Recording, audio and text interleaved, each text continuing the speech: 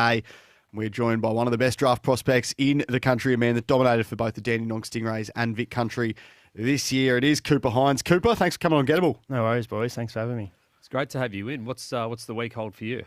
Yeah, so combine this weekend, school holidays as well. So trying to take it easy, spend a bit of time with family and friends before we head into the combine. It's looking like a busy month for everyone, isn't it? But how do you sort of take a moment at the end of your draft year to reflect on how well you went this year? Yeah, obviously it's super important. I think that comes from spending time with my family and friends and being able to reflect on the year. It's been a long journey, but been wrapped for how it's gone, and super happy and grateful. What were your goals heading into the season? We know I think you worked really hard over pre-season to get yourself in a position where you could attack this year as best you could, and you did that. What were some of the things you targeted for 2024? Yeah, so obviously that started as soon as last year's season ended. Really wanted to get my body right and get super fit, and so I'm up and going for round one, and then got that done, and then was able to play some pretty good footy before chance, which was good. But my main goal was to sort of cement myself in that Vic Country squad and be able to play every game for that. That was a big focus for me, which I was able to do. What did that involve for you last summer in terms of getting your body right and getting yourself ready for this season? What sort of stuff did you do over that period of time? Yeah, so lots of work in the gym on my body. That was a massive focus. I think getting my body right, so I was fit and healthy towards the back half of this year was super important. That sort of set me up to be able to smash the pavement a bit and get super fit and run heaps. So it probably set me up. We know a big part of your game is your ball-winning abilities through the midfield, but you kicked a lot of goals this year. I think it was 23 from 15 games in the Coates Talent League. Was that a massive goal of yours this season to be able to go forward a bit more and hit the scoreboard? Yeah, definitely. I think I've always sort of been more of a forward than a midfielder, so the fitter I get, I feel like the more I'm able to move into the midfield, but I think it's definitely super important for me to be able to keep that goal-kicking part in my game. That's sort of my one wood, so being able to show that was... I was happy with it. It was fun when you're up and about too, because you got the explosiveness and a bit of power as well, which we see in different parts of the ground. Who are the AFL players you look at to sort of get something out of their game and take into yours? Yeah, so obviously these boys are the superstars of the competition. I'm not saying I'm playing like them, of course, but the goalies and the Pachakas, the boys that sort of can go forward and look really dangerous one-on-one, but then be able to move into the midfield and show a bit of power and burst as well. So the next question, I'm sure you've got it from clubs as well, is where do you see yourself starting at the start of your AFL career, but in the long term too? Do you have a view? Yeah, so initially I feel like my game probably translates to be more of a half forward early on, and then as I get the pre-seasons under my belt, I'll be able to move into the midfield with some more power and running capacity as well. So I watched a lot of you play out at Dandenong this year, and something I always love to do is watch you and Harvey Langford work in tandem, because it was a 1-2 punch that was really, really strong, got you pretty far in terms of the season as well. Tell us about your relationship with Harvey and how well you guys wax. Yeah, so he's been awesome. Probably that relationship really sort of built from last year when we got told that we're going to be co-captains, so sort of lent on each other in the pre-season and all throughout the year from a leadership point of things, but then as well, just from training together and playing together, we're able to find each other on the field a bit, which is handy as well. How did that go in terms of the captaincy stuff this year at the Stingrays? I mean, must have been a massive honour for you to have that mantle, and what type of leader did you want to be throughout the year? Yeah, 100%. It was a huge honour. I think being able to learn off the boys last year, Cooper Simpson and Harry Demeter, was something that took plenty of stuff from them and was able to use that in my sort of repertoire, and sort of focused on in the pre-season building that culture and connection around the footy club. That was a massive focus for me, and it's something that everyone sort of bought into, and we were able to build really good relationships with all the staff and players, I feel like. What's something about Harvey we don't know? Oh, what can I give you? Trying to think. He's pretty quiet as well. Yeah, he's quiet. He keeps to him. He keeps it under wraps, but what he's been able to do this year has been pretty exceptional. Do you guys talk about who's interviewed who and what it'd be like if one club ended up with him and one club ended up with you, or even together? Yeah, of course. We sort of bounce off each other. We're all gone through the same similar path, so being able to speak to each other and have someone that's gone through a similar thing is definitely something that's pretty good. You're not eligible to be a father-son, but your dad, John, did play a few games off. 96 games off, because your dad, John, played 4 games for the Blues in 1998. What's he told you about his journey?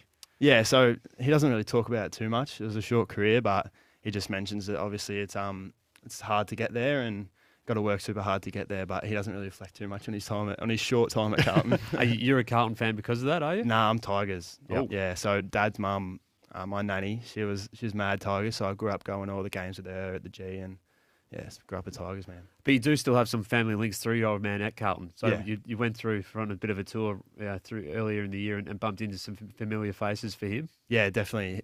Probably a bit of an eye opener for him.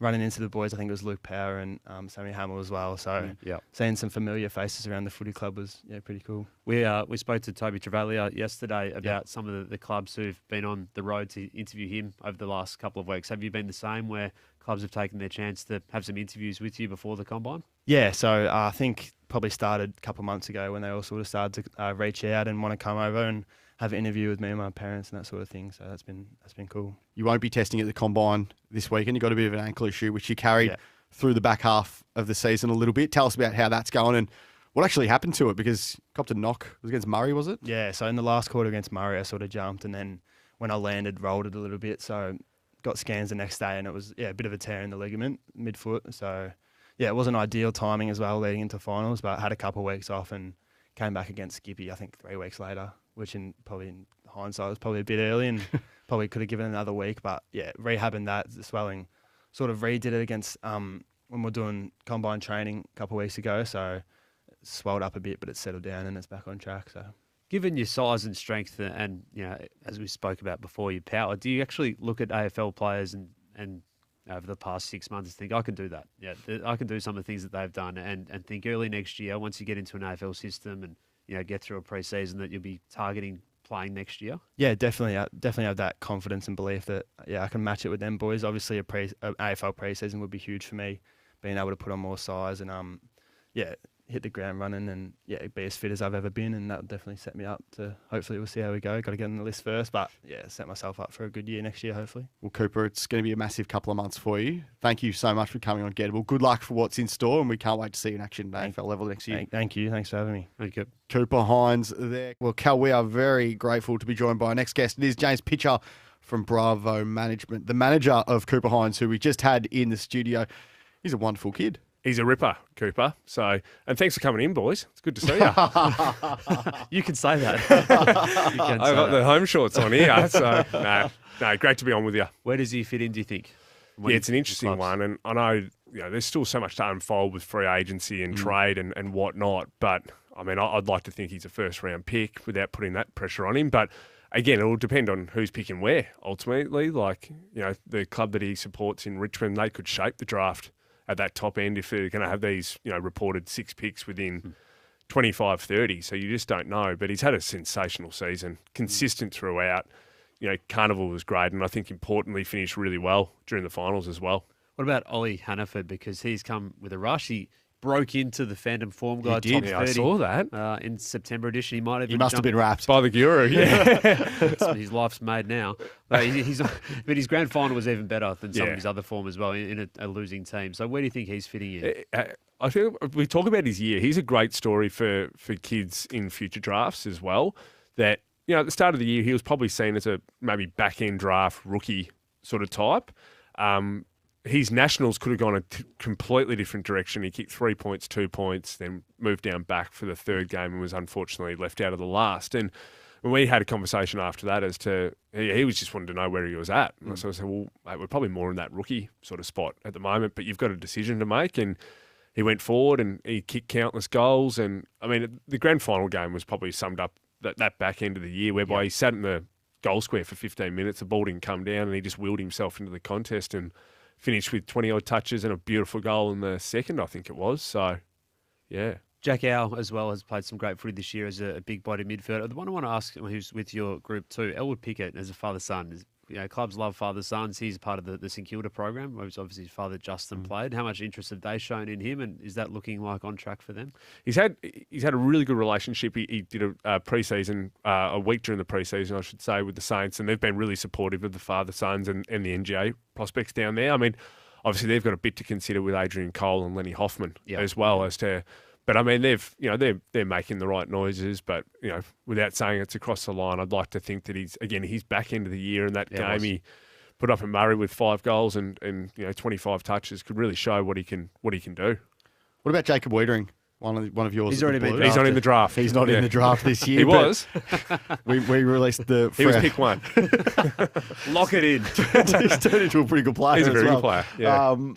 He was part of the free agency list that we put out earlier this week on afl.com.au for 2025. How close is he to that 6-year deal? No, we're chipping away. We're getting there. So, we've had conversations with Aussie and Mickey Gresta over the last 6 weeks, and I think we're getting to a point where we're not too far away. Obviously, he does have another year to go, but he's clearly shown his intentions that he'd like to stay. But yeah, I think we'll be getting there as we over the next few weeks. And Jed Bewes at Geelong, obviously a premiership player at the football club, broke back into that side late in the year. Is he on track for an extension for next year? Yeah, Pickers has had some really good chats with Andrew Mackey at the Cats, and I reckon that one will be announced pretty soon. What about Lockie Sullivan? Because we saw another great story out of the SSP. Come in and played some really good footy for the Magpies. Is he in that holding pattern that we see a few players around the competition be in at the moment? Yeah, he is, unfortunately. And I think that's the worst position to be in this time of year. Sometimes it's just easier to know that you have been delisted and you can sort of go into that market. So he's in limbo a little bit. The conversations with Pies have been really positive. I'd like to think coming in as an SSP, playing 10 games, and even seeing his growth through his career, every time he's his second or third year in the VFL, he started winning B&F. So I think giving another opportunity in what he could do, I'd like to think he's going to be there in 2025. Curtis Taylor, I think there's a bit of surprise around the comp when he was delisted by North Melbourne, 76 games for the Kangaroos, but showed a bit during his 6 years at the football club. Do you expect him to get another opportunity somewhere? Yeah, relatively. He's a new client of Bravo. Later in the year, he joined us. It's an interesting one because I think with you, we can sort of see the talent that he's got. So we're probably a little bit surprised that North went down that angle. But maybe similar to the Jack Martin situation, it is a better position to actually be delisted, and you can, instead of having that limbo and potential trade, you can be put on a list as a delisted free agent. Oh, so no, you've been I've been wound up. Thanks for coming in. Hey, thank you so much That's for coming right. in. I'll just walk back next door. Thanks, guys. Really appreciate it. Thank you for tuning in.